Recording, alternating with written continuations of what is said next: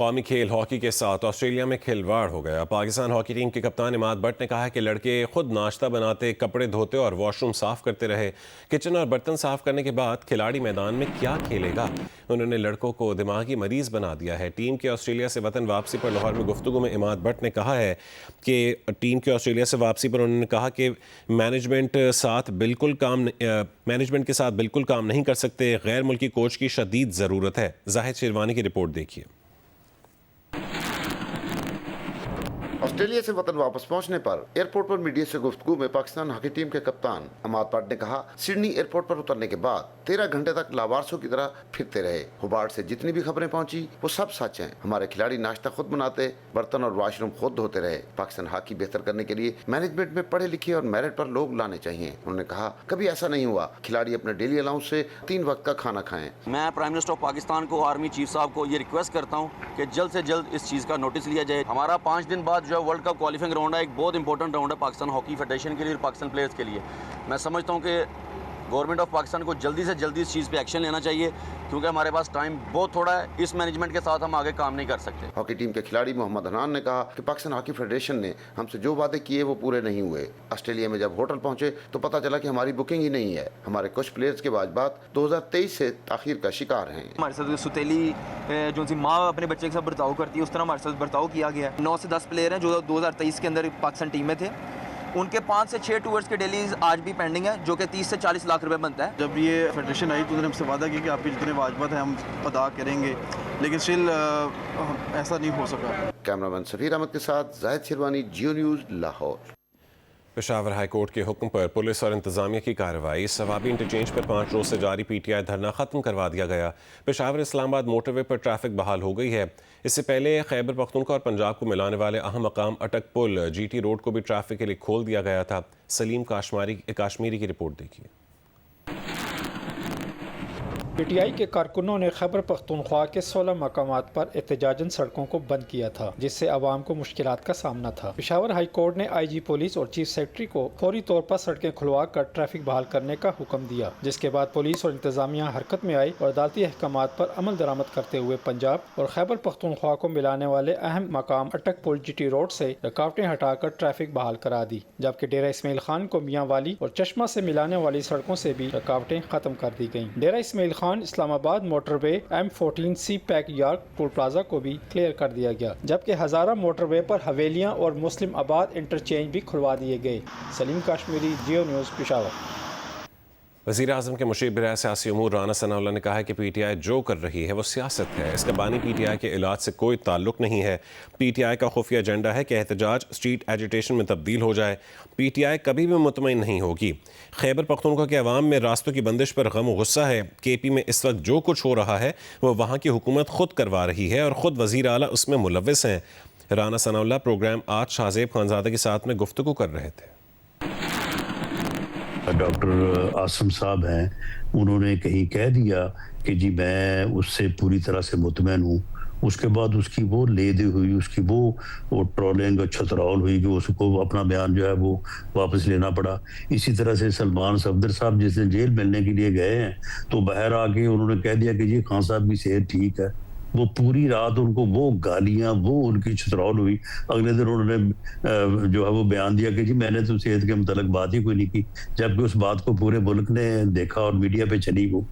तो मामला ये है कि ये इनका जो एक हिडन एजेंडा है, इनकी जो गुफ्तगुएं आपस में हो रही हैं वो यही है कि इस इशू को इस तरह से फ्लेयर अप किया जाए कि ये एक जो है वो एक स्ट्रीट एजिटेशन में, एक स्ट्रीट प्रोटेस्ट में जो है वो ट्रांसफर हो जाए और मुल्क में अफरा तफरी और अनारकी, जो कि इनकी कोशिश भी है और ये इनका एजेंडा भी है कि वो जो है वो उस तरह के हालात पैदा हों जिसमें ये 8 फरवरी को भी बुरी तरह नाकाम हुए हैं और अब भी आप ये देखेंगे कि 2-4 दिन में जो है ये इसमें बुरी तरह से नाकाम होंगे और KPK के अवाम इनको जूते मारेंगे। ये जो KPK में हो रहा है जो, तो इस पे तो कोई शक नहीं है कि ये सारा जो है ये गवर्नमेंट करवा रही है। चीफ मिनिस्टर साहब इसमें मुलव्वस हैं। इनका एक बयान मौजूद है जिसमें इन्होंने कहा कि लोग जो है वो सड़कों पे आए, आगे रास्ते बंद करें।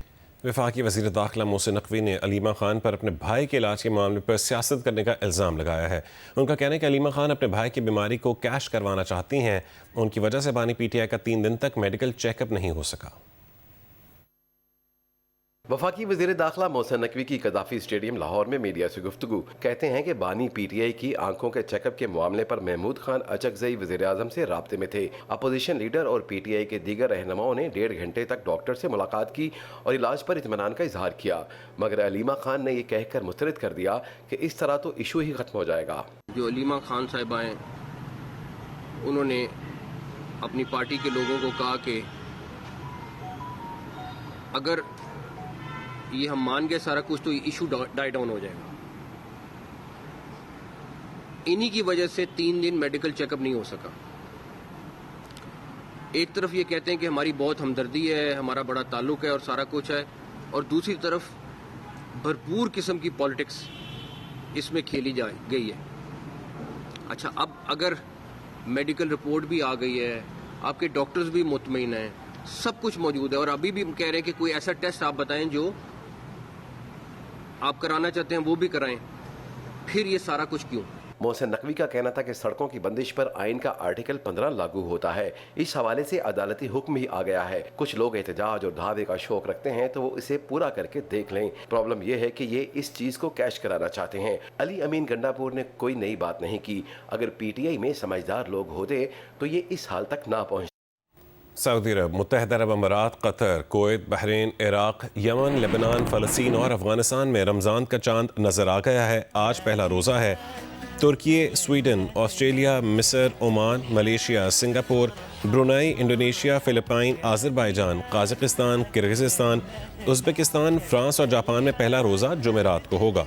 अमरीका, कनाडा, बेल्जियम और बरतानिया में कम्युनिटी तकसीम है। बाज़ आज और दीगर जुमेरात से आगाज़ रमज़ान करेंगे।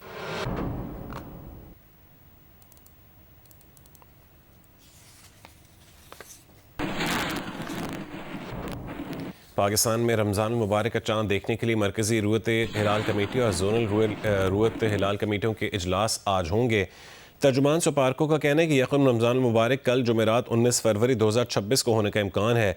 आज गुरूब आफ्ताब के वक्त चांद की उम्र तकरीबन 25 घंटे और 48 मिनट होगी। फल्कियाती दादोशुमार के मुताबिक आज शाम आंख से चांद नज़र आने के इम्कानात हैं। तर्जुमान सुपारको ने यह भी कहा है कि इस्लामी महीने के आगाज़ का हतमी ऐलान रुयत हिलाल कमेटी पाकिस्तान करेगी।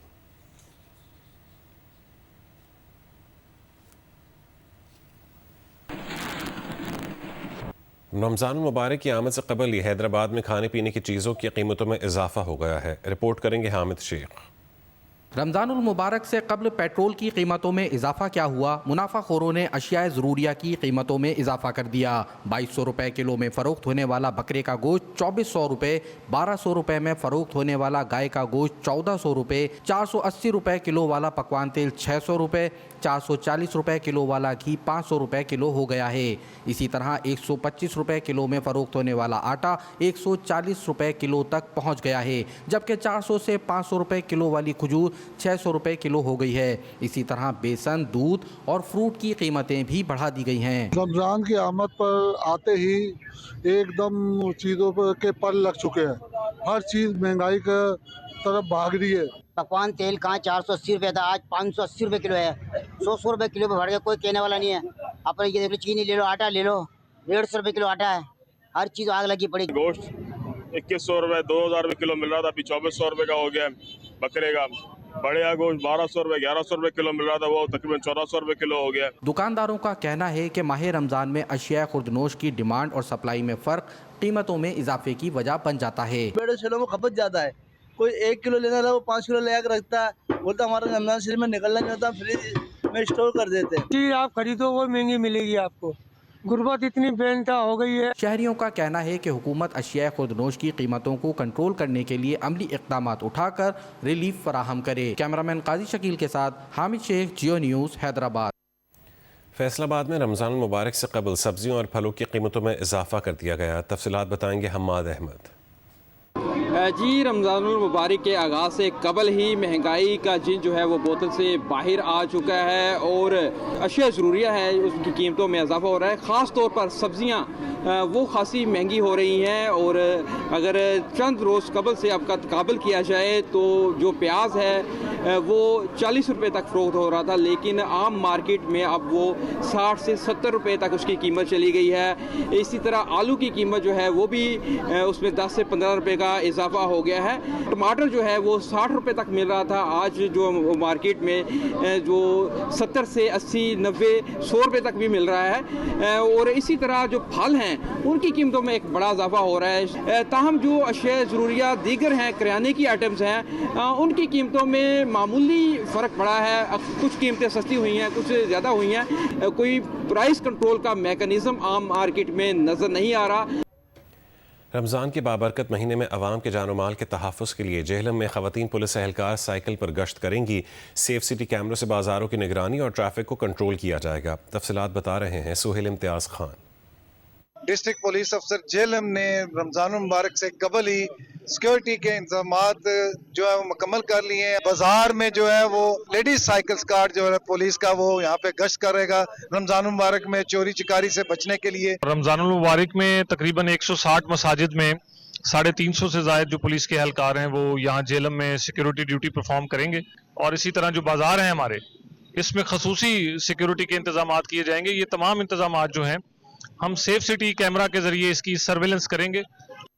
कोयटा में इस्तकबाल रमज़ान की तैयारियां जारी हैं। मसाजिद में नमाज, तरावी और दीगर इबादात के लिए सफाई, रंग व रोगन का काम मुकम्मल कर लिया गया है। कोयटा से नदीम कौसर की रिपोर्ट देखिए। माह रमज़ान की आमद है। इस मुक़द्दस महीने में फ़र्ज़ानान तौहीद ज़्यादा वक्त मसाजिद में इबादत में सर्फ करते हैं। मसाजिद की इंतज़ामिया की जानिब से मसाजिद की सफाई, रंग व रोगन और गर्म पानी का इंतज़ाम कर दिया गया है। नमाज तरावी पढ़ाने के लिए हाफिज़ भी मुकर्रर कर दिए गए हैं। जितनी भी मसाजिद हैं और वहाँ के इंतज़ामात करने वाली जो मैनेजमेंट है वो सारे अपनी बिसात के मुताबिक नमाजियों के लिए इंतज़ामात करते हैं। रमज़ान मुबारक की आमद से कबल ही शहर के बाज़ारों की रौनकें भी बढ़ गई हैं। मसवाक, टोपी, जानमाज की दुकानों और रेडियों पर ख़रीदारों का रश बढ़ गया है। गोश्त, फ्रूट, मशरूबात की दुकानों पर भी काफ़ी ग्राहक नज़र आ रहे हैं। जबकि रमज़ान मुबारक में इस्तेमाल होने वाली अशिया खजूर और खजला बहनी की फ़रोख्त में भी इजाफा हो गया है। जी, रमज़ान शुरू होने वाला है तो इसी वजह से जो है हमारी फेन्यू का डिमांड बढ़ गया है। इंशाल्लाह भी समोसे और रोल जो है इन चीज़ों का भी डिमांड बढ़ जाएगा इंशाल्लाह। ईरानी खजूर जो है उसमें मिसाल टैक्स की वजह से बढ़ा हुआ है और उसके अलावा पंजगुर का खजूर जो होता है अपना बलूचिस्तान का अपना खजूर है, वो जो रेट अक्सर लोग पसंद भी करते हैं और चीज़ भी अच्छी अच्छी। रमज़ान मुबारक रहमतों और बरकतों का महीना जो दस्तक दे रहा है। उलमाए इकराम का कहना है कि रमज़ान हमें सिखाता है कि भूख और प्यास सिर्फ जिस्मानी आजमाइश नहीं बल्कि दूसरों के दुख दर्द को समझने का ज़रिया भी है। इस महीने में गरीबों, मिस्किनों और ज़रूरतमंदों का ख्याल रखने की तरगीब दी जाती है। कैमरामैन अरशद नईम के साथ नदीम कौसर, जियो न्यूज़, कोयटा। दरियाए सिंध पर कायम 137 साला तारीखी लैंसडाउन ब्रिज खस्ता हाली का शिकार हो चुका है। तहम सिंध हाई कोर्ट के अहकामात पर महकमे सकाफत की जानिब से तारीखी पुल की मुरम्मत और तज़ीन व आराइश का काम जारी है। रिपोर्ट कर रहे हैं यासिर फारूकी। सखर और रोड़ी को मिलाने वाला 137 साला कदीमी लैंसडाउन ब्रिज अपनी इंजीनियरिंग के बाइस मुनफरिद हैसियत रखता है, जो बगैर किसी दरमियानी पिलर के तामीर किया गया था। 27 मार्च 1889 में इसका इफ्तिताह हुआ। तो उस जमाने में दुनिया में पहली ब्रिज थी जो बगैर थंबों की थी। कदीमी लैंसडाउन ब्रिज की खस्ता हाली और नामुनासिब देखभाल के खिलाफ मुकामी वकील सुहेल मेमन ने Sindh high court Sukkur bench में दरख्वास्त दायर की। अदालती अहकामात पे 2024 में महकमा सकाफत ने हेरिटेज कमेटी कायम की, जिसके बाद 15 करोड़ रुपए की लागत से तारीखी पुल की मुरम्मत और तज़ीनो आराइश का काम शुरू किया गया। मुरम्मती काम के दौरान पुल के गैर जरूरी ढांचों को खत्म करके वजन को भी कम किया जा रहा है, ताकि तारीखी स्ट्रक्चर को महफूज बनाया जा सके और इसकी मजबूती बरकरार रहे। सखर म्युनिसिपल कॉर्पोरेशन की जानिब से पुल को मजीद खूबसूरत बनाने के लिए मुस्तकिल तौर पर खुसूसी लाइटिंग भी की जाएगी, ताकि रात के वक्त ये तारीखी विरसा जगमगा उठे और सयाहों के लिए भी कशिश का बाइस बने। इंतजामिया के मुताबिक मुस्तकबिल में दरियाए सिंध पर नए पुल की तामीर के बाद लैंसडाउन ब्रिज को आम ट्रैफिक के लिए बंद कर दिया जाएगा, ताकि कौमी वरसे को नुकसान से बचाया जा सके। कैमरामैन उसामा तलत के साथ Yasir Farooqui, Geo news, Sukkur. Australia T20 world cup से बाहर हो गया है। जिम्बाब्वे और आयरलैंड के दरमियान मैच बारिश के बायस मनसूख होने से जिम्बाब्वे ने सुपर 8 मरहले में जगह बना ली है। इसी ग्रुप से श्रीलंका 6 पॉइंट्स लेकर सुपर 8 मरहले के लिए पहले ही क्वालिफाई कर चुका है।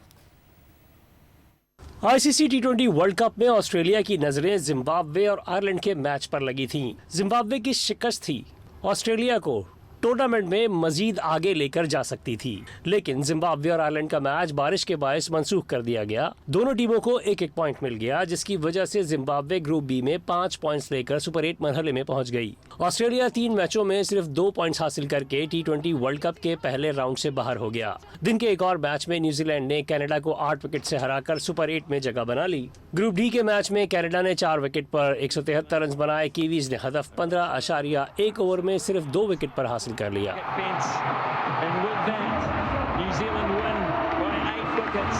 दिन के आखिरी मैच में नेपाल ने स्कॉटलैंड को 7 विकेट से हरा दिया। स्कॉटलैंड ने पहले खेलते हुए 7 विकेट पर 170 रन बनाए। नेपाल ने हदफ आखिरी ओवर में हासिल कर लिया। दीपेंद्र सिंह 50 और कुशाल भुरतल 43 रन बनाकर नुमाया रहे।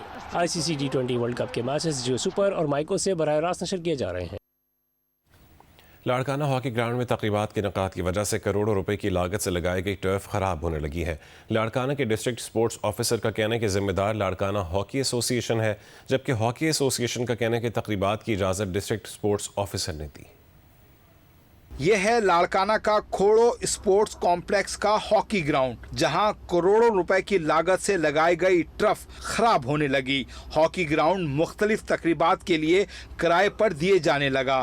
तकरीब सजाने वालों ने शामियाने बांधने के लिए टर्फ पर लोहे के खूंटे गाड़ दिए, जिससे करोड़ों रुपए की टर्फ जगह जगह से फट गई और खेल के काबिल नहीं रही। लाड़काना के डिस्ट्रिक्ट स्पोर्ट्स ऑफिसर सुहेल मकानी ने इस बिगाड़ की जिम्मेदार लाड़काना हॉकी एसोसिएशन पर डाल दी। कहा कि तकरीबात की इजाज़त हॉकी एसोसिएशन ने दी। दूसरी जानिब लाड़काना हॉकी एसोसिएशन ने वीडियो पैगाम में सारा मलबा डिस्ट्रिक्ट स्पोर्ट्स ऑफिसर पर डाल दिया और कहा कि तकरीबात की इजाज़त डिस्ट्रिक्ट स्पोर्ट्स ऑफिसर ने दी।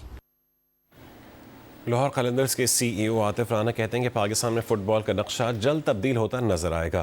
प्लेयर्स डेवलपमेंट प्रोग्राम की तरह फुटबॉल में भी कुछ ऐसा ही करेंगे, जिससे पाकिस्तान में फुटबॉल का ग्राफ ऊपर जाएगा। लाहौर से हफ्सा उस्मान की रिपोर्ट। लाहौर के मुकामी होटल में लाहौर कलंदर्स और पाकिस्तान फुटबॉल फेडरेशन के दरमियान मुफाहमत की याददाश्त पर दस्तखत किए गए। तकरीब में लाहौर कलंदर के CEO आतिफ राना और पाकिस्तान फुटबॉल फेडरेशन के सदर सैयद मोहसिन गिलानी ने शिरकत की। लाहौर कलंदर के CEO आतिफ राना का कहना है कि लाहौर कलंदर का मिशन है कि वो यूथ को ट्रेन करे ताकि वो मुल्क का नाम दुनिया में रोशन कर सके। पाकिस्तान फुटबॉल फेडरेशन के साथ मिलके हम वही चीज़ जो है वो रेप्लिकेट करना चाहते हैं कि पाकिस्तान के नौजवान जो फुटबॉल में भी बहुत इंटरेस्ट रखते हैं, सिर्फ उनको एक एनवायरनमेंट देने की ज़रूरत है।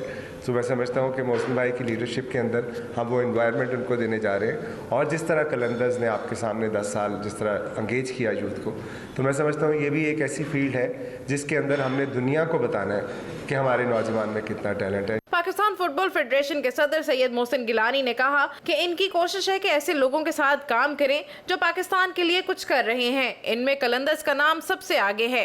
Me as a president, I'm a footballer and my job is to serve football. That's my only job. And I would like to do that by promoting youth engagement, by promoting talent development, and by promoting a soft and positive image of Pakistan. And who better than Lahore Qalandars and Atif to be our partners, to be our, in a way I would say, guides, because they have done it. Pakistan women team ने UAE women team को 9 विकेटों से हराकर rising stars Asia cup के semifinal के लिए qualify कर लिया है। बैंकॉक में जारी women's rising star Asia cup में UAE की टीम सिर्फ 79 रन पर ढेर हो गई। सिरता सातेश 32 रन के साथ नुमाया रही। 8 खिलाड़ी डबल फिगर्स में भी दाखिल ना हो सकी। अनुषा नासिर ने 3 और हफ्सा खालिद ने 2 विकेटें हासिल की। पाकिस्तान वुमेन्स A टीम को सेमीफाइनल तक रसाई के लिए 80 रन का हदफ 15.5 ओवर में मुकम्मल करना था, ताहम टीम ने हदफ 11वें ओवर में ही हासिल कर लिया। शवाल जुल्फिकार 38 और हरीना साजिद 26 रन के साथ नॉट आउट रहीं। ग्रुप A से पाकिस्तान A और इंडिया A ने सेमीफाइनल के लिए क्वालिफाई किया है। ग्रुप B से टीमों का फैसला कल होगा। जियो न्यूज़ के प्रोग्राम हंसना मना है में विमेन क्रिकेट पर बात करते हुए अहमद शहजाद, मोहम्मद आमिर और ताबिश हाशमी ने हैरत का इजहार किया कि विमेन क्रिकेट टीम का कोई हेड कोच ही नहीं है। अहमद शहजाद ने कहा कि हेड कोच की क्रिकेट में सबसे ज़्यादा अहमियत होती है क्योंकि सारा गेम प्लान उसी ने बनाना होता है। विमेन क्रिकेट का हेड कोच ना होने का मतलब ये है कि कोई विमेन क्रिकेट टीम को संजीदगी से ले ही नहीं रहा। खवातीन की क्रिकेट टीम में एक बैटिंग कोच है, द ग्रेट इमरान फरद।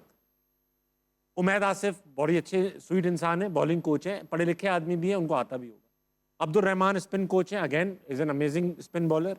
और एक conditioning, strength and conditioning coach भी है, मोइन साहब, गुड, हाँ वो भी अच्छे हैं। अब अब्दुल मजीद फील्डिंग कोच भी हैं, वो भी काबिल कबूल आदमी है। ये सब स्टाफ मौजूद है। अब हेड कोच नहीं है, हो सकता है कि ये सारी जिम्मेदारियां वहाब रियाज करते हों, तो हेड कोच के वैसे क्या काम होते हैं? सारा मेन फादर फिगर वही होता है, स्ट्रेटजी वो बनाता है कि ये सिखाओ। अभी कल आपको मैंने बताया था कि हेड कोच का ही तो सारा काम होता है। हाँ, कि कई दफा जब नेट्स हो रहे हैं तो कोई प्लेयर गलती कर रहा होता है, अगर वो जो हेड कोच है वो बैट्समैन रहा है या बॉलर रहा है, तो वो कहीं ना कहीं कोई ना कोई चीज बैटिंग कोच को बताता है इस पे काम करा दो, और हम इस प्लान से, इस माइंडसेट से क्रिकेट खेलेंगे, ये कोच ही बता रहा होता है। सारी प्लानिंग, सारे नेट्स, किस ऑपोजिशन के डाटा निकलवाना, उसको जो वीडियो मैनेजर है उससे डाटा निकलवाना, मैनेजर्स को ड्यूटी लगाना, ट्रेनर्स को बताना कि ताबिश को ट्रीट करे, सारी जो टीम है वो सारा कुछ बताती है हेड कोच को। सारी रिपोर्ट हेड कोच के भेजा जाती है और फिर हेड कोच जो है फाइनल डिसीजन लेता है हर चीज के।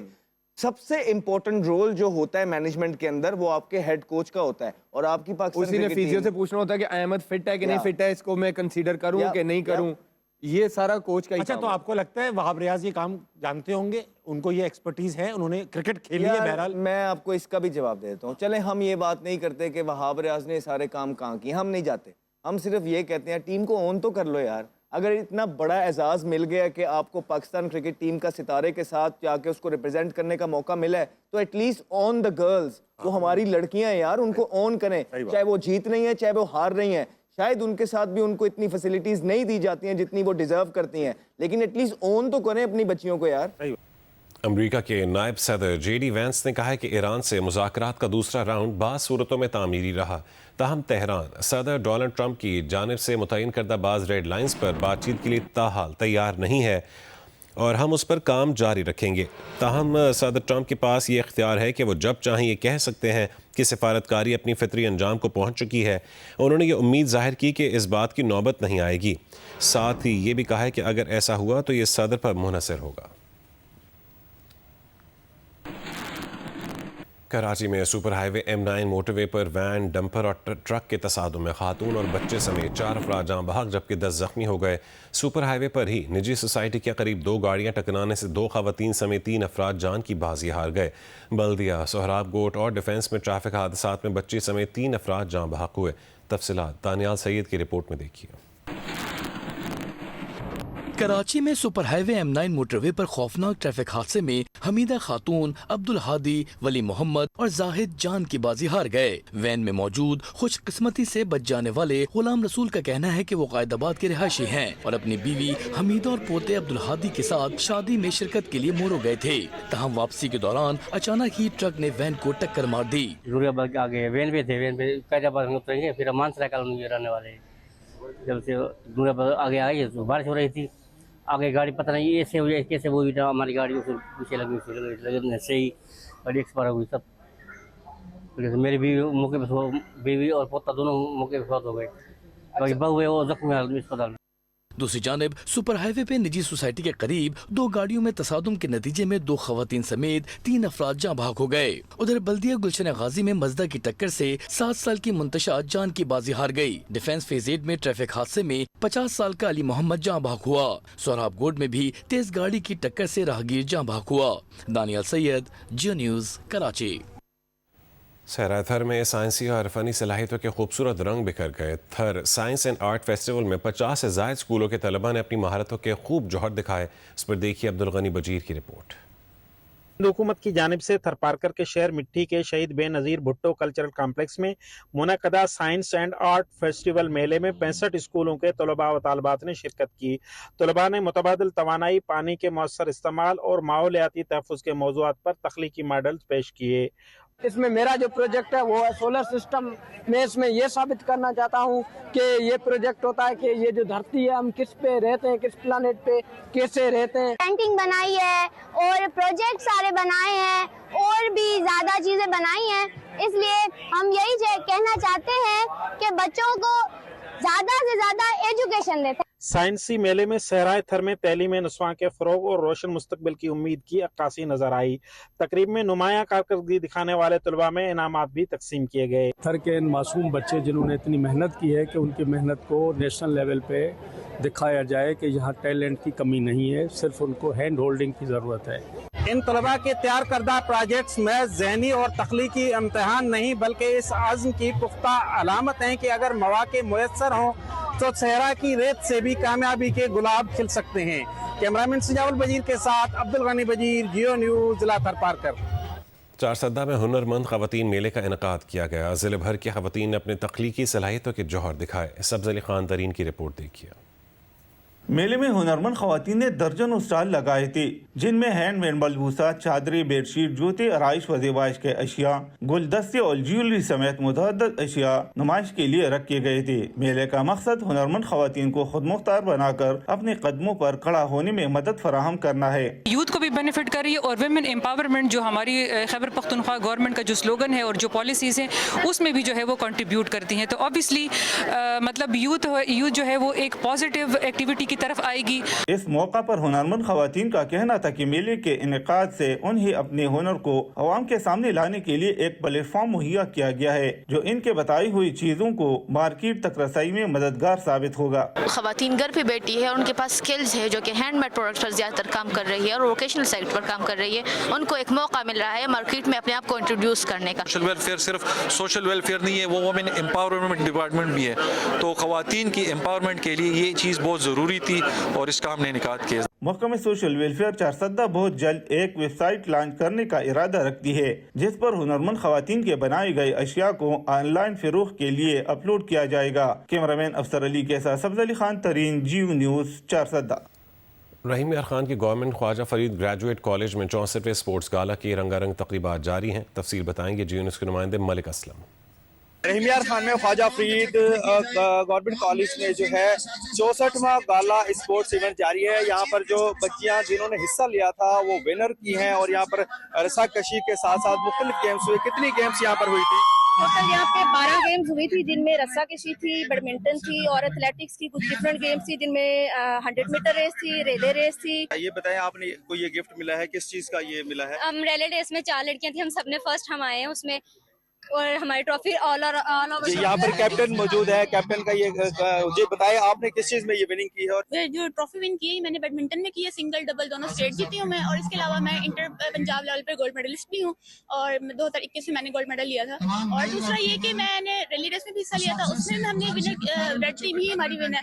और दूसरी ये कि डिफरेंट गेम्स हैं जिनमें हमने पार्टिसिपेट किया था और अल्हम्दुलिल्लाह हम उसमें जीते हैं। मुख्तलिफ जो है गेम्स यहाँ पर ये जारी हैं और ये 7 रोज हो गए हैं ये मुख्तलिफ जो इवेंट्स के यहाँ पर चल रहे हैं और बच्चे और खातून जो इसमें खुशी का इजहार कर रहे हैं और इनामात भी दिए जा रहे हैं। मौजूदीन यहाँ पर मौजूद हैं जो मुख्तलिफ